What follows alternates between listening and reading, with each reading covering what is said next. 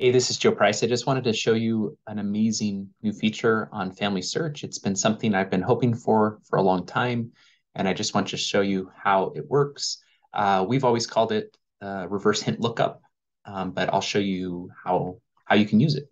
So search records, and at this point, you can basically look for any record collection. So you could search for a collection down here. You could pick a place. I'm actually going to use it in a way that I really like to use it, which is I'm going to focus in on a specific surname. So Grossnickel is my wife's maiden name, and I'm going to just even focus on people born in 1906. So I'll hit search. So notice here I get about 20,000 records. Now, right here, this is the new feature. It's that little icon right there. So this icon right here means that this record of Wilbert Grossnickel is attached to someone on the tree. Okay, you can see attached, attached, attached. This means that it's not attached and there's no hint. And this is the new icon.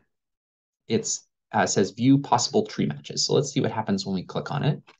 So we're gonna, and let me actually do one, let me just show you one quick trick. Is I actually, because I kind of want to keep my search window open, so I'm gonna right click on it and then open in a new window. That way I can just keep my search results open.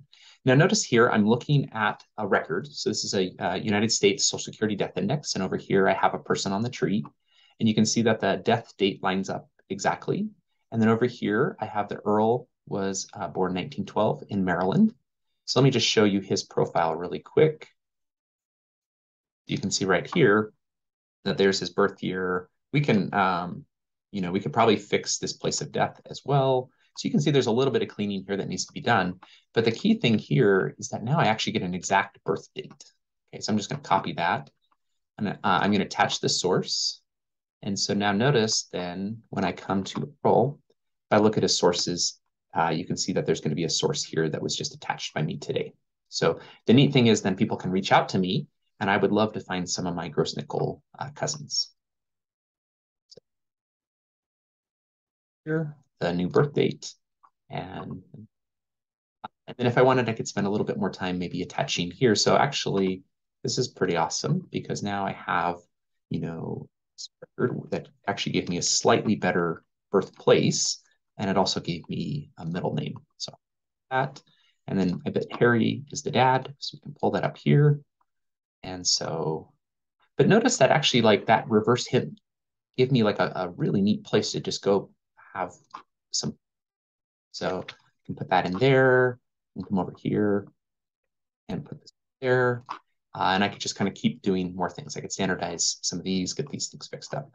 But notice then I can come back here, and if I hit refresh, that little person icon is now a pedigree icon. So it's also a really great way for me to keep track of which ones I've done already.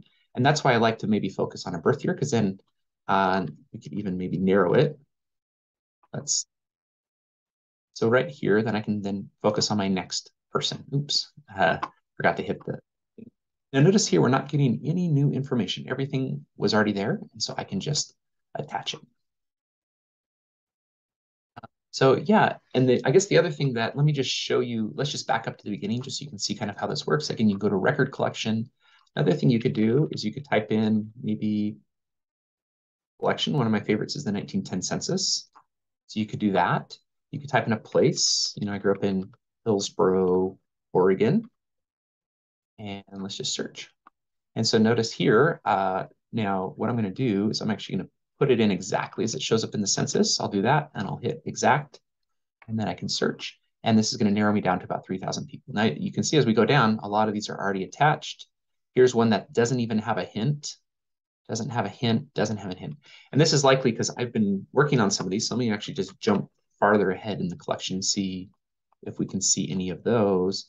Yeah, I've probably just done too much work in Hillsborough. But the neat thing is, before when I saw an empty here, I didn't know if that was because the person just wasn't on the tree at all, or because they're I couldn't tell the difference between someone that had a hint and someone that didn't. And with that new people feature, it's gonna work just fine. So let me, I don't know. So you can try any record collection you want, but just keep in mind, just go to records, search on a surname or a place or record collection, or you can even click on a country, and you can even come here and see which collections have the most You can see here some vital records. And so again, if you click on the record collection, I can maybe look for people whose last name is Price. And so you can see right here, then there's a record hint, there's a record hint, there's a record hint, there's a record hint, there's a record hint. I could kind of work my way through. And if I was a little overwhelmed by the fact that there's 6,000, I could always narrow in maybe on a smaller range. But yeah, so we just wanted to show this to you so you can give it a try. In fact, this thing's probably better than the Map app and some of the other ways that we deliver hints. We'd love for people to try this out. Um, See what you think. We really think it's going to be a really powerful way to grow the tree and make sure that more of the people on the tree have all of the sources attached to themselves.